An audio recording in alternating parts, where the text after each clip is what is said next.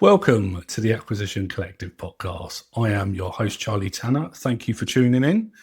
This is the place where we discuss all things around the M&A landscape. So if that sounds like it's up your street, then stay tuned and let's dive into this week's guest. Hello, Ray. Hello, Charlie. Thank you very much for coming. This is the latest edition of the Acquisition Collective podcast. We have the great Ray Dolben here to help us and to talk all about the M&A lawyer part of the transaction. I personally know Ray very well and I can vouch for him. He's a very good lawyer. And yeah, let's get straight into it. Intro yourself into the listeners and the viewers and tell them who Ray Dolben is and what you do. So my name is Ray Dolben. My company is Mud Up. You may have noticed from if you've been following the Acquisition Collective, we sponsored the last event. That's it, yes. With some free t-shirts. I actually have two. Yeah. I think I need to call my lawyer, which was the toned down version from what I initially wanted to go for. Yeah, we have to make it PG, I think. Yeah. So, that's good. So I set up Mud Up 7.5 years ago, so back in 2018. And we moved from sort of doing a bit of drafting for the film and television industry into mergers and acquisitions. Again, it's been such a journey over the past 7 years, and so far I haven't fucked it up. So that's good. Touch wood. Good start.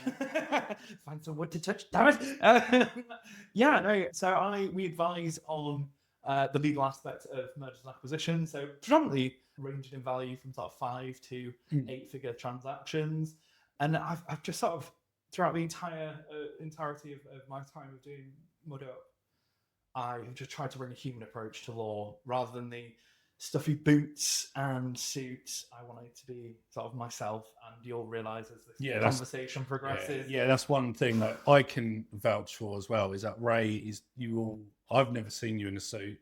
I don't know if you own a suit, not saying that. Yeah, it's a bad thing, but you're not. I don't know if I do, to be honest. Yeah, you're not a corporate sort of traditional M&A lawyer. You're just simply you, you're just a professional in the law industry. I always sort of say, if you come to Mud Up for my dress sense, you're going to be disappointed from day one. Yeah. I was like, my clients are paying for my mind, not how I dress myself. No, that's good. I think that's a good thing because it shows that you just simply focus on the work.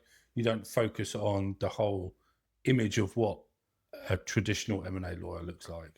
There's been sort of a move in the legal industry probably over the past, I'd probably say 10 years or so, where they are trying to be a bit more approachable, a little less robotic. Yeah. So like if you get like firms like Irwin Mitchell, they don't have formal, as long as it's smart casual, they don't mind. But again, whenever I was working in law firms, it was clean shaven. It was always wearing a suit. I've never seen you shaven either. Yeah. I've got a simulated jawline with the beard. I know, that's why I have a beard as well, because it literally gives me some sort of face shape on the bottom end. I'm not a bull. It just goes straight into neck otherwise. Pretty much, yeah.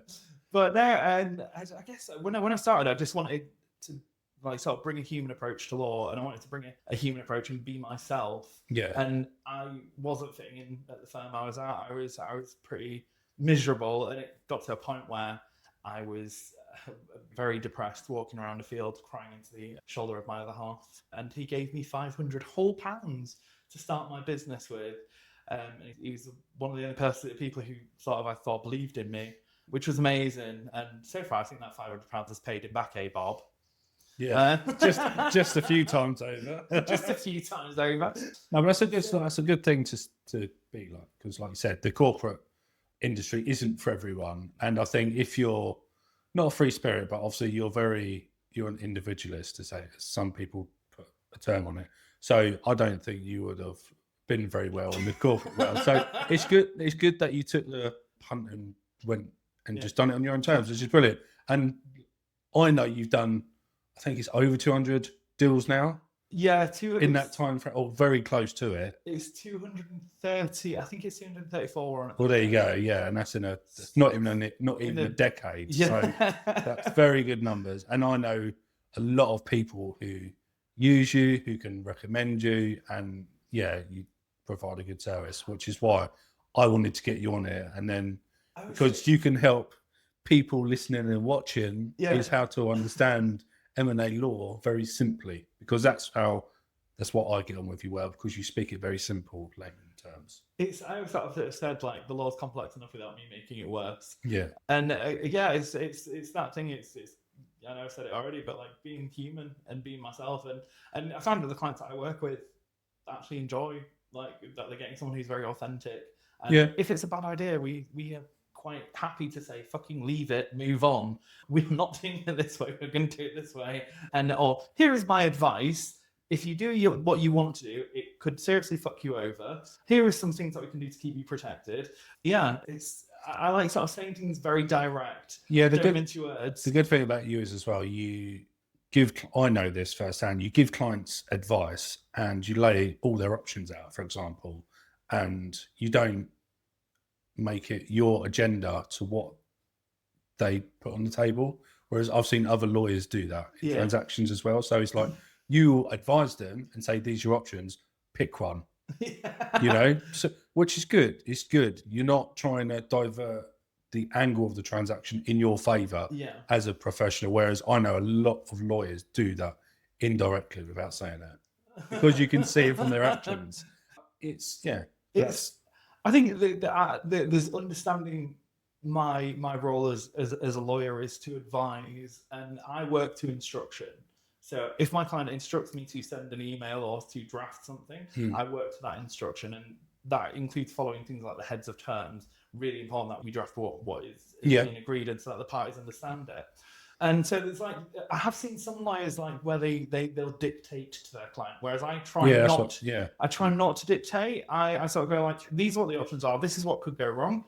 This is, if you pick this option, these are the things we can do to mitigate that risk, or we can reduce the risk. Yeah. And I think it's again something that's just sort of worked well is sort of not conflating the not like sort of confusing issues, and again sort of point out to some clients, like, yes, this is a risk that you're taking, but again the remoteness of the risk is very low, so we can take a measured response to it. Yeah, and that's where I think some lawyers go a bit over and above, because the whole transaction, the whole acquisition process is a risk anyway in itself. So I get it's all about risk mitigation and reducing the exposure of the person acquiring. I get that. And the person selling needs to be covered that they're going to get all their monies, right? Yes. Especially in deferred and things like that. So, but I see in the transactions I've overseen for clients as a broker, this is where I'm talking from now, is that I can get buyer and seller agreed and heads of terms agreed. But then when it goes into legals, if you get two different types of lawyers, then they can cause a big delay just from their, not agenda, but from their approach. Well, the one that we watch out for most is some lawyers can be very aggressive. Yeah. As I sort of always sort of say, like when it comes to being a good acquisition lawyer, it's about balancing the risk. So you can't make it completely risk-free. We can't push all the risk onto the buyer. We can't push all the risk onto the seller. Yeah. It's about how we mitigate and how we balance that risk. So both parties are protected as much as they both can be. But again, things like sort of change for every different deal. So you have to be sort of sometimes think on your feet about how we can balance risk. And a lot of the time, having a good relationship with the other side solicitor is really important. So your ability to pick up the phone to the other side and go, our clients are sort of it looks like there's a chasm between them, but in actual fact, there's room on either side here. Yeah, how can we get them into the middle where that's it. Happy? And unfortunately, probably 2/3 of deals that I've ever seen has always been the opposite. So it's always been they're advising too strongly, and then all of a sudden it affects the buyer or the seller, because the buyer and seller normally are the easy ones. They just want the legals to do their stuff, and then they come together on completion. But it's obviously when they start getting in the negotiations and they want what's best for their client, they just stir up a bit of a storm. With that regard, there are some solicitors that are more risk averse than others. And also you've got to remember that if you are advising a client and you don't advise them of the risks that they're taking, or you understate risks, could be another issue as well. Then they can come back and see you. They can bring out a claim against your professional indemnity insurance, and a lot of solicitors are very, very conscious of that because they don't want to bring a claim. They don't want any potential for a claim against the firm they're working at, because obviously most of them don't own their own companies. At the end of the day, obviously, I'm probably guessing here, but lawyers are very risk averse, and they're just doing best, one for their practice, one for their own firm if they're independent, and the third for their client. So when I say about it, they're very aggressive, but that's their job at the end of the day as well. But it's just like you said, it's the approach they take to it. Like you present the risk to your client and you say, pick one. Yeah, right? This is what we. These are the genuine outcomes of each option you can pick. So I would advise you to do this, but it's up to you. Yeah. Because I'm stupidly, so my personal acquisitions all in construction, right? Yep. So massive risk from top to bottom. Every legal person I've ever used has always advised me, don't do it, pretty much. But I know how to operate in that field. So I pretty much ignore 2/3 what they say. Yeah. Obviously, I want the basics covered, don't get me wrong. But the depth they go into, I'm like, I don't need that because I'm taking a big risk anyway, Yeah. whether I want, but I'm happy to take that risk on. It's understanding where the risks are, and again what we can do to protect. So sometimes like that protection will be like in the case of like deferred, you might go for a security like a charge or a debenture or a personal guarantee. But there's also things like insurance policies that you can take out. Great. So like if you are giving a personal guarantee to a bank or a lending institution, you can go and get an insurance policy to cover it. Or you can get warranty and indemnity insurance. There's also runoff insurance as well. There's loads of ways of managing those risks that don't involve a ruckus between the parties. Yeah. You can just say, look, well, actually, if we're concerned about some of the warranties or some of the indemnities that are being given in the SPA, we'll take out an insurance policy. We'll bolt it onside the purchase price, or we'll either pay for it, and they can work out the commercial terms between the buyer and seller. But like, there's certain times when you're sort of dealing with some solicitors when they come in very aggressive. So I've always said about the sort of mergers and acquisitions, we have the opportunity to walk away with two very happy clients who have felt like they've won. They're both protected. The risks are balanced, and they are understanding exactly what they're signing. However, if you bring in, say, a solicitor or a lawyer from a different area, so one of my favorite acquisitions, the nervous tremors are slowly leaving. We had a solicitor they brought in was a divorce law solicitor. Right. Okay. She came in brutal, hot, probably angry. It was fantastic. I was like, this is not the area in which you work. My favorite one is when people bring a property conveyancer. They think that selling a business is a bit like selling a house or buying a house, and you sort of go, no, it's a different, it's a whole different ball game. Yeah, different kettle of fish. There are no real standard terms that we work to. And again, we had one solicitor, won't mention it by name, but it's probably, I'd put it up there as my worst ever acquisition. She was absolutely vile as a human being, but she was like, I have 16 years corporate finance experience. I was like, this isn't corporate finance. No, this is a corporate transaction. Field. Again, they look similar. They look the same. It's like basically the difference between a tabby cat and a black cat. Like they're both cats. It's both law, but there's differences there. And again, I was sort of watching out for, like, when you looking to instruct a legal professional, any legal professional who tells you they know loads of different areas of law, start to back away slowly.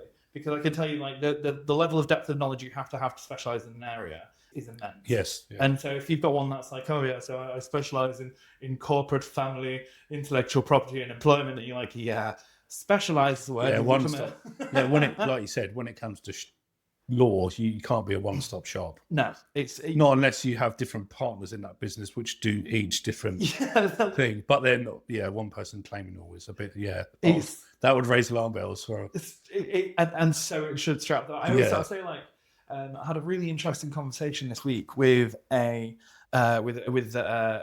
enough, with Laura Tutt, who was in at the last event, and we were saying, like, when it comes to an acquisition, people go, how like they think you might need only one lawyer and you need an accountant, and those are the fundamentals. Yeah. But if you are buying a large company that has, say, 160 employees, or it's an IP-rich company, so they have a lot of patents, or they have a lot of trademarks, or they have a lot of you intellectual need property, specialist lawyers. And you'll need to get specialist lawyers in to do the due diligence. If there's property involved, again, other than sort of basic searches, you're going to sort of want to get the opinion of a property lawyer. And a lot of people don't realize this, especially when people have done like the Jonathan J thing and like the Jeremy Harber, is that his fucking name? Sorry, Jeremy, no offense, mate. We love you, really. Cut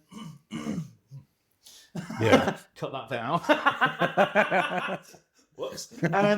But like they've come in and don't get around these guys and said, go and get yourself a good lawyer, go and get yourself. But they don't. They've told them, oh, good lawyers, you can pay them on completion. Again, no. So this is what really pisses me off with these guys. So they say about the whole no money down deal, and you pay everyone on completion, and it's like you can pay everyone out of the business. I would say no, right? So if you find a lawyer who you can pay on completion, they're probably inexperienced, green, or I don't know. I've never come across one. So I know a couple of lawyers that still do that you can perhaps negotiate payment on completion with. Mudup is not. No, I know. Is not, sorry, I was burping there. My bad. Sorry. But I know how you structured payment terms, and I think that's fair, right? Your milestone payments every there's 4 milestones, key intervals, which is fair. Okay, obviously it's like my brokerage, it's listing fee and then the heads of terms fee and then the completion payment. The heads of terms fee that comes off of the completion payment if it goes to completion. If it doesn't, I get to keep that. It's not a massive sum, but it's just an incentive for everyone to stay on board and to go towards the end because it's a milestone payment. No, I think that's sort of the most common way of doing things. So, like most solicitors, if they operate a client account, will take money on account. It's normally. I think a lot of it now is like 50% down payment, 50% on completion. Majority around that. I know a few. I said like there's a couple of solicitors I know that will take payment on completion. They're not many, they're few and far between, but there are also the solicitors that I really wouldn't try and default payment on after. They are the ones that are very astute in asserting their rights. So but it's just these things where people haven't had their expectations managed. Where if you're talking to someone who's doing a no money down deal, in quotes, no offense guys, but if you're talking to people who are doing no money down deal and you sort of go, oh, actually my fee is X at this point, X at this point, X at this point, X at that point, it almost feels a bit preclusively expensive for them. So when people say no money down deal, right? Mm-hmm. So legal fees aside, right? Mm-hmm. So from instruction to completion, you got to pay fees regardless, right? Mm-hmm. If the only way it could be a no money down deal in my head is them fees you pay on completion, or you borrow money from a credit card or something to pay for them, and then you pay that back post-completion, or you leverage the business to an inch of its life for the down payment, or you get an equity investor to put that in, then that could be close to a no money down deal. I still think it's just a garbage term that's just thrown around from gurus. To be honest, I've worked on deals where there have been no cash, none of the buyer's personal cash has been used to buy the business. I've worked on several businesses like that, so they do exist. But again, they're not as easy as they're made out to be. That's what I'm saying. And for someone who's never done it, even an acquisition or worked in and around the space, to come from an employee in a factory worker who wants to go and buy a SaaS company, probably quite difficult. You're going to do it no money down. I would say, with all the tools from their lovely masterminds, it's still going to be difficult. I'm not saying it's not unachievable. It's just I get a lot of people now contacting me for advice who want to do it that way, and it's a bit like you need a few more ducks in order first. Especially when you come and say you're sector agnostic. I don't care. Just any business that's for sale, I'll be interested. Yeah. Doesn't work like that. Nonsense. Stick with it. Stick with the area in which you're an expert. Yeah, I agree with that. One of the things that I sort of more find is that a seller is not prepared or has not had a good management of their expectations, and so they aren't aware. They think when the business is being said, "Oh, here it is," it's like 10 million quid. They think someone's going to come in and go, "Here's 10 million quid on day one." 90% of businesses are not a completion on one singular completion rate. There's generally always some element of deferred, and deferred works in two quite positive ways. So deferred means that the buyer is, again, if you have like an offset in there to make sure that like if there is a claim, then they can reduce it from any amount outstanding. It sort of provides buyer protection and sort of seller. It keeps sort of the seller accountable, which is quite useful in that regard. But also, I think it's a 50-50 meet in the middle point deferred. That's what I simplify as in my own head. In what way? So obviously for buyer and seller, it's to keep them both incentivized to make the transaction proceed, and it's a good, honest business, etc. No, exactly. No. You know, just for the course of 2 years. Well, on the average, it's 2 years. Even if sometimes it would be like 5. Yeah, no, correct. But average, whenever a potential seller comes to me, I say day one payment this is a rough figure now, so people don't hold me to this, is between 50 and 75% day one payment, and the rest is deferred, and you'll get paid that over 2 to 3 years. Yeah. Could be 5, could be 1. There's no template for it. Yeah. So that's the sort of rough gauge for a traditional transaction, is what I call it. I would say, generally speaking, I would expect over 50% on day one for any sort of completion payment. Yeah. That's the general rule. Yeah. How the deferred is paid is, again, it can be. I sort of find it really interesting when people go, "Oh, it's we're going to do it on monthly payments." You're like, "Well, that's not much green space." Quarterly payments, biannual payments, so every 6 months. But like the one that I sort of find it's seller preparation to understand that, like, businesses are not bought using personal cash most of the time. They're also not bought using like all on day one. There is generally always some element of deferred in there. Yeah. And that advice coming in at an early stage for a seller can prepare them for different types of deal structures that are out there. But I say, like, I think the sort of return to the point, I think when it comes to no money down deals, I think they are often sold as a lot more easy than they actually are to pull off. And especially if you've been working in a factory, like if you're suddenly going in to go and buy a florist business, or like if you've gone from working in a factory to sort of buying a hotel, it might unsettle some lenders. Where's your industry experience? Yes, right. And again, it's sort of like, and also like it puts the seller on edge. So is this the right person for this? For this job? Have they got experience doing this in the past? Or are they going to require us to do an extended handover period? Yeah. Like, sort of, is the handover period going to go from maybe like a couple of weeks handover to 9 months or a year handover period? Because the buyer doesn't understand the industry they're going into, so they're going to need on day one a hell of a lot of hand holding. Yeah, and it's like my businesses. I think if I was approached to be acquired, and it was a young guy or girl, an employee, obviously coming off of the back of a course, and they said, "Oh yeah, I want to buy your business, but I'll never run a business. I've got no capital. I'm going to put someone in the business so I can just step off and just do it from afar." Yeah. Cool. You can go try that with someone else. Like, obviously, I know it happens. Like, do you know, it can, like, there are certain. It does happen, but I think the successful ones, they have advisors or mentors or people backing them in the background. Yeah. For example, I spoke about this on the previous podcast with Charlie Norton about my mentee, Lysander, right?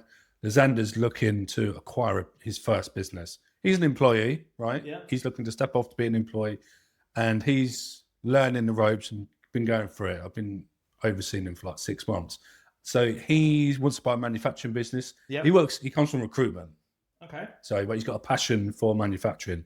He was going through on-market brokers, having some discovery calls, getting nowhere because they was going, what's your experience? No thanks, you're not Yeah. suitable. Obviously, I've known him, for 6 months or so. I take calls with him, so I'm his mentor, so to speak. I said, I will advise you on any deal you want to. So I sit on calls with him now, and then I say, we're clear as day, this is his group structure, he's got a plan, this is what he wants to do. Yeah. I am his board advisor. I am the chairman to his group. That is what my role is. And I can assist him with capital, and I can assist him with this. Yeah. Because I know his capability is quite good. So, but now he's starting to get some kind of traction. Yeah. So people who are coming from the courses and want to go into deals, you can do that. You just need to be advised, or you need to JV with people to do that way, to do it cleverly. Don't go in thinking you're going to acquire a massive business. Because Lysander, bless him, he's like, 5 to 10 million. I'm thinking, I've done 6, mate, and my current looking to acquire range is between 5 and 12. Because of my enterprise value, and I want to leverage it to buy into bigger ones and gradually step up. I'm thinking you need to step it down a bit and start at the sort of lower end. I've had a couple of clients, say not many, but some of them have come with next to no experience, and they've managed to secure, they've managed to complete on transactions that have been sort of over $1 million.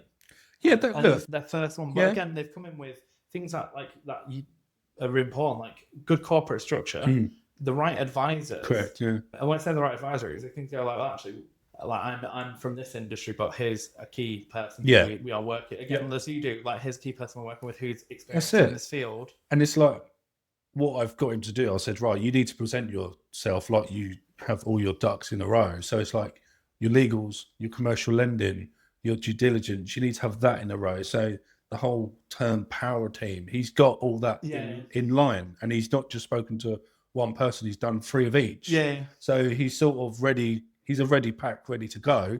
He's just unfortunately using on-market brokers. So he's going through that thing at the moment because he can't go direct to business owners because he doesn't have enough time in his day for that. Because he's an employee. It is very, very time consuming, but there are several ways that you can find off-market businesses that could be for sale. I was showing it to a client the other day. I was saying, like, if you're looking for business off-market, just do I do yourself. Look at, so let's say I live in York. So let's say I was wanting to go and open a bakery in York. So I type in bakers in York. And I look for the ones that are limited companies. So I literally just type it into Google, watch them come down, and then go, oh, so that's a bakery that I like the look of. I quite like baked goods. I could become a customer. Okay, well, if it's on Company's House, go and do a file search on Company's House. Go and see who the people are who are running it. Go and see it. And again, not the directors. Go for the people of significant control. And then what you do is you see if you can find them on LinkedIn. You could send them a quick message. Go, hey, I'm a big fan of your baked goods. If they reply, they will. If they do, good, you're in. If not, on to the next. On to the next. Actually, people don't realise you can do it. I call that the old-fashioned way, and it's effective. It takes a bit of time to search. I've even tried it where I've tried that approach. AI. I've gone search Google to look at businesses in this area. And then blah blah blah. All of that stuff you just said. And then summarize it for me. That's in deep research mode on ChatGPT. Please don't sue me, AI. And then it comes out. So you can even do it that way if you're super lazy and don't want to do it the old-fashioned way. You could almost get it to put the letters together for you. Find each one and address a letter to each. So, I mean, I don't advocate using ChatGPT. I've quite frankly had enough of ChatGPT this week. We'll get into that story later. So with ChatGPT, with doing it that way, again, there's more than one way to skin a cat. You don't have to you don't have to go to the on-market businesses. If you, let's say I'm a musician as a hobby. I play guitar. There's a guitar shop in the town where I grew up, and every time I go back to the town I grew up in, I always go in and I'll either buy a guitar or I'll buy strings, and I'll buy something just so keep this guy in business. But the guy has been running the business for probably 40 years now. Yeah. And it's getting to the point where he's looking at retiring. And honestly, there's some like whenever I go in, sometimes I think, you know what, I would happily buy this as a shop. I would happily, and like, you can have that conversation. I've got a very established relationship with the business owner, and one day, I don't know if it'll happen soon, but I may just be able to say, hey, look, Chris, Just put the feelers out. Yeah. If you're ever looking at selling, I would be really interested in buying. But someone like you, because obviously I know your music career is substantial or experience, so he would be interested in not that. being that successful. No, but, yeah. But the quality of musician. So, but he would be interested in that because you're not just a suit coming in and offering money that he doesn't know where it'll go. Like, he would probably be open to that if he hasn't already promised it to a family member or someone else.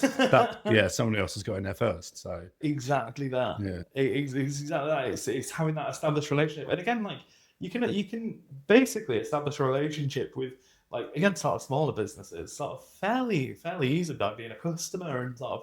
Yeah. And again, like if you've been a customer somewhere and you've really enjoyed it, you can always sort of send them an email about, like, I come into your shop every week. Yeah. If you look, just putting it out there that if you're ever looking at selling, I'm the person who is very much interested in. It's all about, I call it planting seeds. Yeah. So it's all about, it's not anybody coming into wanting to buy businesses. It's not an instant thing. Yeah. So don't come into it thinking, right, I'm looking now on market brokers, buyingbusinesses.com. I want to get one. There might be 5,000 listings on there. You try and get a response out of a broker for a start. That's on market. Yeah. You have fun with that. They are jaded by the experience. They're just, they've got too many mandates per person for each business because they have no care for completing on a fucking mandate. But that's a whole different argument I always have. But yeah, it is a slow burn. Yeah. But in the long run, it will be really rewarding and good fun if you buy a business that you're passionate about. Yeah. Or even if you just if you're fond of as well. I say that you're familiar with as well. Yeah, I'd always do that. And it's like, with something you're familiar with. I originate from construction, went into property development, and then I've come into M&A. So my personal acquisition, my long-term holdco investment firm, whatever you want to call it, will always be construction. Yeah. Or I'm looking to divert into manufacturing engineering because it's similar. Yeah. Right? And I have a passion for that anyway. But I'll never do anything out of them three industries for my personal acquisition targets because I don't know anything else like properly to really apply to a business of that nature. So like, I will never go SaaS software. I won't ever buy a retail shop because that's not my bag. Yeah. So I won't be able to offer that business. Yeah, like its full support that it deserves. It's like if I was looking at buying a business, I would be looking at law firms. I would perhaps be looking at music shops. Yeah. Maybe Greg's. But that's fine. But other than that, it's just that sticking to areas in which you have an idea of how the market works for that area. It's like I do find it funny when you have like conversations with potential clients like, oh yeah, just any business. And you're like, with that, like I said, that I'm sector agnostic. Just narrow it down to three industries. Yeah. And because that'll narrow your search. Well, if you look at how many, do you know the numbers for how many businesses are for sale in the UK at the moment? I don't know. There's about 90,000, if not more. There is a massive number, and most of them will be sat for a while waiting to be sold. Like the ones that we hear about, it's always really interesting when you sort of hear about people buying and selling like businesses because it happens all the time. Because I from like my friends who don't really know they know what I do, but they don't know the detail. Right. They go, oh, so is it a busy industry? And I'm like, yeah, I'm sort of currently working on 23 acquisitions at the moment. But like, oh, I didn't think that happened. I'm like, what? No, because you only hear about like Argos, John Lewis being sold, or you only ever hear about the massive companies. You don't hear about the little companies. And it was a question that I got asked once was like, do you think that smaller businesses smaller business sales in the UK, do I think that they're becoming more popular? And I was like, No, because they were always the most popular anyway. Like, Yeah. they're not becoming Yeah. more popular. It's like they're already at the number one spot. Like most businesses that go for sale, again, they're sort of in the region of between five and six figures. Like realistically, most 90% of businesses that go for sale between 5 and 6 figures. Yeah. Some of them sort of smaller, medium size ones, sort of going from £1 million up to sort of 10 to 100 million pounds. Yeah. But like the ones we read about in the newspaper and the Financial Times are the £1 billion companies. Which They're just PE and things. yeah, they're the showstoppers that everyone wants to shout. But the thing is, if you want a no money down deal, go get a standard business and just because normally they're on creative deal structures or sort of profit splits for like many years. They're not like very like if you got 10 grand, you'll be able to buy a business turnover a couple $100,000. You know. I've got a client at the moment who's buying a business for well below sort of 6 figures, and they are paying on completion all of the money upfront on completion. And I turned around myself midway through the transaction. I said, if I had that money, like if I had the spare X amount of thousands of pounds that he's spending on day one to buy this business, I would sink it into an acquisition loan as my down payment for an acquisition loan, which most lenders will take. So I think, again, this is not financial advice. Do not hold me to this. Good shout. Well, nothing in this podcast constitutes legal advice or financial advice. Yeah. Please speak to your trained professional. I'll clip that and I'll put that at the beginning. This podcast may contain a lot of swearing. That's just normal. Yeah. So that some viewers may find offensive. So that we say stop watching.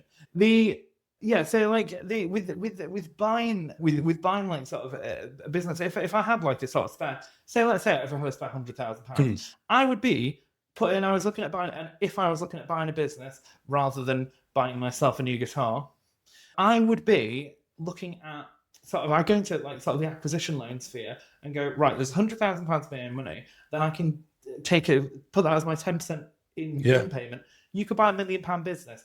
Easy. And at £1 million, you can expect to vaguely be going in as an investor. There should be. Yes. There should be the owners and then some sort of management level. Yeah. Like that's what I would expect to see on a £1 million, a business valued at £1 million. Because people don't realise when you look to get acquisition finance and things like that, you need to come with 10 to 20% to add in. So, And that is just the loan itself. Yes, you can leverage the business. I don't really like to do that. Done correctly and modelled the right way, yes. But the way some of these courses are taught, they're taught to leverage 60 to 80%, which is madness. I don't think a business should be leveraged more than 50%. But that's my personal risk. I would say when it comes to leveraging the business, and this is my advice on it, is take the frigging lender's feedback. The lender will say, "Oh, we don't think that this debt is going to be serviceable." If they're saying things like that, go, maybe we should reduce that completion payment. Yeah, it's a sticky one because in the commercial game, as you know, so some lenders, obviously, because they're commission based from the lend, they will just say you may only need, for example, say $250,000, but they say, well, we can get you 400,000 because they get more money paid to them from the 400,000. You've got to find a reputable lender who will do a good service. So when you go to the market to find a lender, everyone, I would say do your due diligence and understand how their commission is paid, because some lenders only go to certain panels, and whereas I know other lenders who don't take a commission and they're free reign to go to whatever lender they want. Yeah, so you might have to pay them up front as a fee, a fixed fee, but obviously you'll get a better type of lend and better options and things like that. So you might get a better service from them.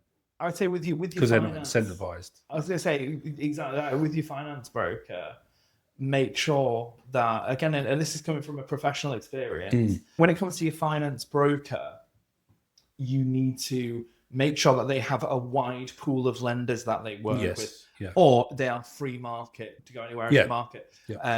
Don't get me wrong, there is rules on brokers receiving commission. It'll be governed by the FCA, but also like you can end up having, if your broker is sort of getting you stuck in a with a lender that isn't right for you. So again, it's another little red frigging flag. Yeah. If they are saying to you, oh well, if your down payment is £250,000, and they're coming at you saying we can get you 400.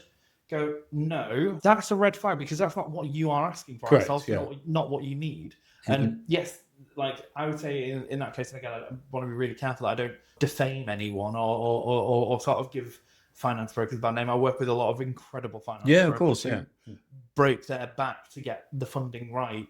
But again, like we have seen it on previous deals, where like you get pigeonholed with one lender, and you're like, this lender I don't want to work with. I don't think my values match this lender. And again, I'm sort of very much values led.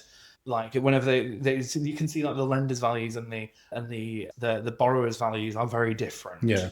And so I think it's important that sort of like you work with brokers who understand what your future goals are. Because let's say if you over leverage this business, and again, what people don't necessarily realize, and business buyers don't realize, that it doesn't matter what you do, an acquisition on a business is an unstable time. Like your clients get antsy, your suppliers get antsy, customers can begin to drop like flies. Yeah, just the change in ownership that can.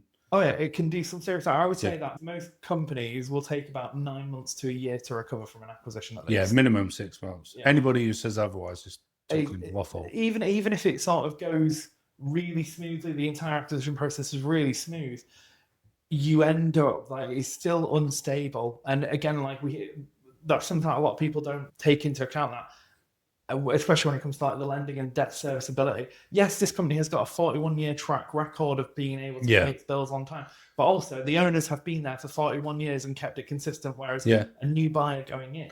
But also another thing from lenders, you want to make sure that they look at the cash flow cycle as well within that business, because everyone reports end of year accounts, but you need to understand the cash flow. Yeah. Obviously up and downs throughout the year, and then on top of that, when you complete, you've got 6 months, 9 months, 12 months of it being turbulent. Yeah. So you need to take that in account as well. And that's why I approach leveraging businesses. I cap it to 50%. Yeah. Because I know that 100%, obviously what it's been doing for many years, you're going to dip 25% minimum up to 40%.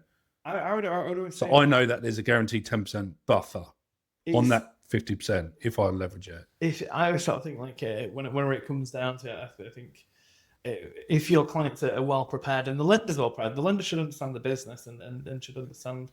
I'm very aware that we've gone completely off topic of law and gone into... No, but it's good for people to understand, especially looking to come in. So yeah, but it's like with that uncertainty, it's important that we sort of put in, like, whenever it comes to like sort of deferred payment, we generally will try to go for, if I'm working on buy side, we'll generally try to go for like a non-enforcement period. So basically, if the buyer misses a payment, we can say we would like 14 days before the seller can enforce the security documents, or we would like 60 days for the seller. Okay. And that basically gives. I was working on a transaction recently. I tried to put in 3 months, and the other side solicitor was like, who are you trying to kid? I was like, oh, fuck. It was going so well. But what we wanted to give them is just a buffer of like, what we don't want is about, we don't want is them to not pay on, let's say it's due on the 1st of April.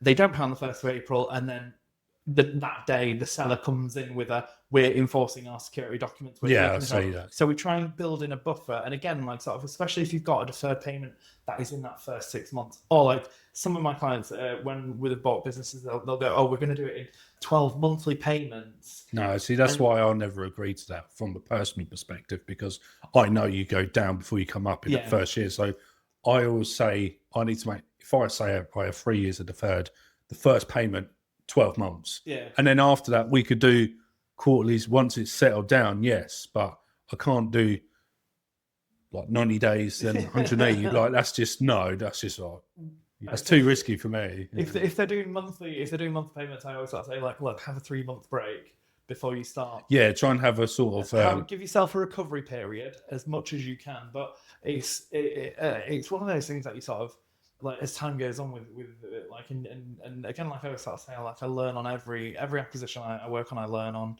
like it's sort of an ongoing cycle of how can things be handled differently? How can I draft that tighter? How can we make sure that if a situation like this occurs, that how can we make sure that we protect our clients adequately for it? But yeah, no, I sort of think like having those like sort of built-in buffers, again, especially into the things like the SPA. But I think things like that, the buffers, you learn from time spent in the industry, you know. So, and that's what you'd expect. Like if you're not learning as you go, then you're just you're just a bit naive, you know. So I've got the Lord. I don't need to learn anything else now. I know, but one thing I know about Ray is Ray does not use any form of AI to draft. He does it all freehand. Yeah, sorry guys. I love this conversation on AI. So there is legally trained AI. Oh, I don't know about that.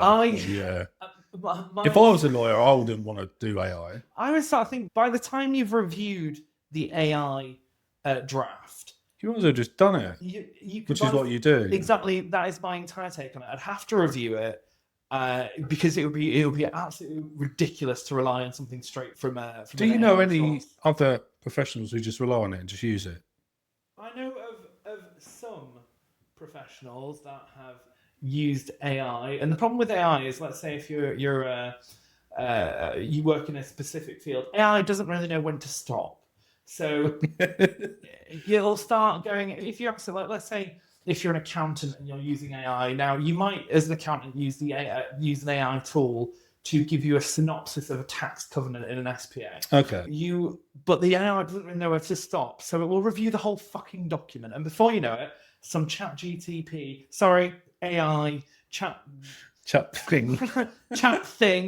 bot is trying to rip apart an SPA which it doesn't understand. It's the task, and it's basing it on things that it doesn't understand nuance. I'll give you a really funny example. So I was working on a transaction and the buyer, I was looking on the sell side, the buyer bought, basically kept on holding us off about introducing us to his solicitor, which sometimes it happens. Some people like to instruct at the last minute. God knows why, because it just wastes a lot of time. Yeah. But they like to instruct at the last minute. Anyway, so he sent us over. We said, look, we need the SPA this week because we've got deadlines, and if it goes over, it's a bit late, isn't it? Sorry, I just think that's a short period of time. But got to deal with. Well, we've been working on the deal for 3 months. Oh, so we were waiting for the first draft of the SPA, and we had a tight time frame due to the budget coming into effect. So we sent, like, look, we need the SPA back. Anyway, he sent over clearly an AI drafted SPA. Just something. It had really random things in it. So the deal was what we call a simultaneous exchange and completion. You might have heard of the opposite version of that, which is a split exchange and completion, where we will split the signing of the document and the deal actually completed by a number of days, weeks, months, however long that period is. Let's say, normally we'd do that if it was sort of like key contracts to be negotiated, or like, let's say, oh, well, we've got a contract that is worth 50% of our business turnover. They're due to sign up again on the 1st of May. So we'll say, well, in that case, let's say they're due to renew their contract on the 1st of May. We'll say, right, well, in that case, we will make completion on the 4th of May. We'll give you a couple of days to make sure everything's done. And that would be what we call a condition precedent. Yeah. And so anyway, this AI drafted SPA had conditions precedent in it for a simultaneous exchange and completion, i.e. exchange and completion on the exact same day. I ripped the SPA apart and then got rather stroppy about it. And honestly, I'll tell you, I got really stroppy because I fucking hate AI. I really, really hate it. I hate AI on a normal day, let alone a normal document. My fear is it just makes people complacent. People think they can rely on it, and it doesn't know everything. It doesn't get everything right. Anyway, so I sent back, to avoid any more delays, on sell side, I drafted the SPA in line with the heads of terms, taking out some of the key provisions that were workable in the original AI draft of the SPA, because don't get me wrong, it didn't get it 100%, it got a lot of it wrong, but there's still some bits in it that I was like, actually, that is what clients agreed to. We'll work with some of that wording. Anyway, sent it back and he reviewed my SPA using AI. And the SPA, and it came back with this issues list like you wouldn't fucking believe. It was massive. Yeah. And I was going through it going, we don't need to. It went back on the conditions precedents have been removed. Yes, because they're not required. Blah, blah, blah, some other bits and pieces. But then it got down to... Just wasting each other's time, isn't it? Now, back and forth a bloody robot. It really did. When it got to one point on the confidentiality where it said, this confidentiality clause is completely ridiculous, blah, blah, blah. It will restrict restrict the buyer, blah, blah. And this when you know that they're using it. It restricts the buyer. Well, if you were doing your own issues list, you go, I'd write my client, or it will restrict your client, blah, blah, blah, blah, blah. But anyway, so we'll restrict. I know my comment back just had to be, this is where AI has blundered again. The confidentiality clause in the SPA only restricts the seller. It does not restrict you as the buyer. Yeah. And then so I sent back the issues list, and with that email back, I basically said, I insist on being introduced to your solicitor with immediate effect. Yeah, no, it's one of those things. People rely on it, and yes, it's good. It's good for writing a shopping list, because if you accidentally forget to buy eggs, it's not the end of the fucking world. But it could lose you. I've even previously, I have this thing about LinkedIn, right? whole different topic. So I used to do the whole scheduling, AI crap, and ever since I've said I'm going to stop doing that, I'm just create my own posts. I'll use it for potentially topic idea, but I'll write everything out. Yeah. It's just garbage, mate. Like the thing, like you can't even handle that, let alone a law document. I'll say that. You know, the document that I was referring to was on a transaction in excess of £1 million. Yeah. So this is again significant amounts of money, and you're putting your trust in whatever it is called. Well, like you said, if you're going to use it as a baseline, and then just do it yourself off of that. Exactly that. I think there's, and again, like we've had other professionals that have been using AI. Love it.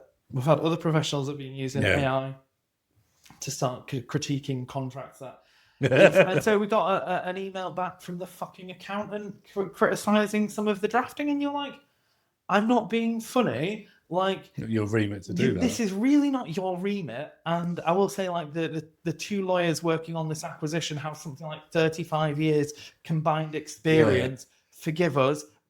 We're not going to bow out to your shitty fucking chat GT, whatever. Close to the bone. I don't want to say that commercial reasons. But it's one of those interesting things. And like, I remember sort of saying to the, I read out what some of the comments from the accountant were, and the other side says, sounds a lot like chat GT to me. I was like, really? That's interesting. Anyway, so we put it through an AI checker and found it was like littered with AI. Same thing. It's quite fucking nonsense. I find it hilarious. Look, time and a place, nowhere near law. Yeah, nowhere near law. Yeah. Also, please don't try and diagnose your fucking self, because it'll tell you have cancer. It could tell you. I've tried using it for a laugh to try and value businesses and stuff. I've tried it with everything in my line of work, just for a laugh, and it's nowhere near the mark. You know, I just think AI eventually could be absolutely amazing, but unfortunately, it's just evolving still. At the moment, it's just not there, and I wouldn't rely on it for anything that is worth a significant amount of money. Yeah. It's just one of those things. And again, when it comes to like certain areas and professions, if you get it wrong, you're potentially millions of pounds out. Yeah. But I know people who've come to a transaction and they've said, "Yeah, I've done 2 transactions." This was one chap I was talking to a few weeks back, and he goes, "Yeah, the first 2 I just drafted all my legal documents through AI myself." I was like, "Are you all right?" And he's like, I said, "Did they go all right?" He goes, "One of them's gone under, and then the other one's in like massive legal battles." I was thinking, save 10 grand on your legals for what reason? To lose a business? Yeah. And then you saved another 10 grand, so just to go into legal battles, that'll cost you more than that. I'm thinking, oh Jesus! There is. It's not the first time I've heard. So I remember. Back in 2022, I had a client. But just to go back. But when I said to him, "Oh, what AI was it?" Literally just ChatGPT. Oh. It wasn't even like a legal AI. God help me, honestly.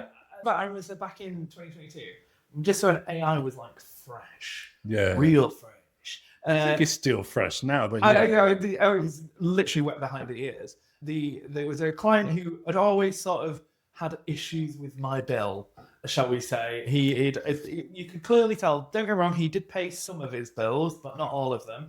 Sorry, I'm sure I'm going to read. They did pay some of that for legal reasons. Can't say the sex of the person, might make them identifiable. Shit. But for it's in 2022, right? It might be basically ChatGTP or AI chatbots had just been released, and they were very excited about them. And he goes, "Oh well, I remember having a conversation with him. He goes, well, ChatGTP can write a share purchase agreement, so I guess we don't need you, Ray." And then they stopped working with me, and then I found out 6 months later that their business unfortunately went insolvent. Again, that was my first rule of let's not trust AI. Came in at the early doors, and I'm very slow to move with the trends. But even with, like you say, this whole legal version of it, I don't know what it is, but it just, I still can trust it. So there's legally trained AI. So like, if you work with any sort of good law firm, The like big corporate firms use that. I doubt they do still. They do use it. Oh no, like so. Is it that trustworthy? That's what I'm trying to get at. So if you work with 90% of law firms you work with, will probably have a practical law Thomson Reuters subscription, which basically is that what it is? Is this provides the law AI you're referring to? Provides you with sort of legal sort of pro formas and precedents that you can sort of go, oh, this is what we think should be in an SPA. Yeah. And here is a template version, and then you amend it and you bespoke it. Yeah. And again, that sort of saves you drafting like the tax covenant. I would have thought even yourself, even independent boutiques, and then big corporate firms, they'd all have like similar rough templates anyway that they just adapt to each individual generally client. Generally speaking, when I work with a standard law firm, they will send over the SPA, and I will immediately be able to identify whether it's come from LexisNexis, Practical Law, or one of the other legal services. Sometimes I have had one where a legal firm sent me a document from Law Depot. Now it's ChatGTP. Law Depot, for those who don't know, was a legal template providing service, and they were charging about £5. And I had a law firm, a law firm, and I'm not going to say much more than just a law firm that I was very familiar with. Sent me, they got instructed on the other side of a deal, and I was like, oh, this is beautiful. Anyway, so anyway, they sent over this SPA, and it was from Law Depot. It literally had cost that law firm £5 to produce.